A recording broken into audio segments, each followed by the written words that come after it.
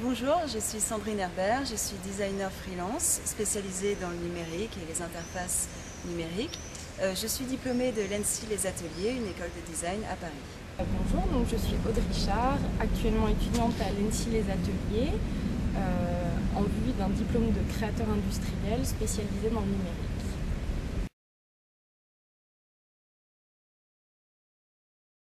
Alors notre ville est née lors d'un workshop organisé dans notre école l'ENSI Les Ateliers à Paris. Il s'agissait d'un workshop d'une semaine où on nous a demandé de réfléchir aux nouveaux usages des nouvelles technologies dans le milieu urbain. Alors Sandrine et moi étions étudiantes dans la même école. Sandrine est diplômée maintenant et était en phase diplôme mais participait au workshop. Et donc avec d'autres étudiants pendant une semaine, on a planché sur le sujet que vient d'évoquer Sandrine et notre boîte, puisque notre ville est née, c'est-à-dire nous sommes partis du principe d'une boîte aux lettres numérique qui permettrait aux gens d'échanger différents types de fichiers dans l'espace urbain. On a développé un projet plus ambitieux, plus global à l'échelle de la ville, où la boîte a été complétée par un service de réseau créé par les bus, où les gens pouvaient du coup déposer des fichiers, mais également les dispatcher au sein de la ville grâce au réseau des bus. Les boîtes aux lettres numériques publiques que nous avons développées ne sont pas connectées en réseau, c'est-à-dire qu'elles sont vraiment locales. Les gens pour y déposer ou consulter des fichiers doivent être à proximité de la boîte. Et dans un second temps, les bus viennent créer le réseau, ainsi que les gens qui peuvent, avec leur téléphone portable, emmener les fichiers de la boîte et donc les dispatcher à d'autres endroits de la ville.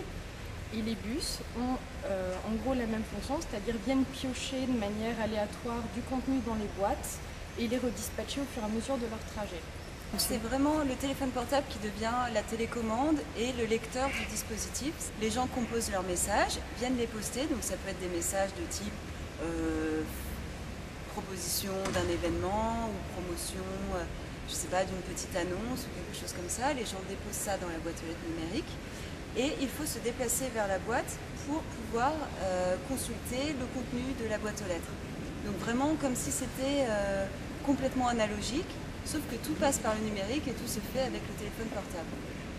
Puisque les technologies sont de plus en plus présentes dans l'espace public et qu'il manque peut-être cette dimension un petit peu, non pas interactive, mais d'appropriation par le public et qui permettent, comme, l'analogie est peut-être pas bonne, mais comme quand on vient poser une annonce, je sais pas, à la boulangerie du quartier, d'avoir des lieux de rencontre et d'échange entre les gens et que le numérique n'apporte pas juste cette idée de réseau, mais puisse aussi permettre des échanges au niveau local.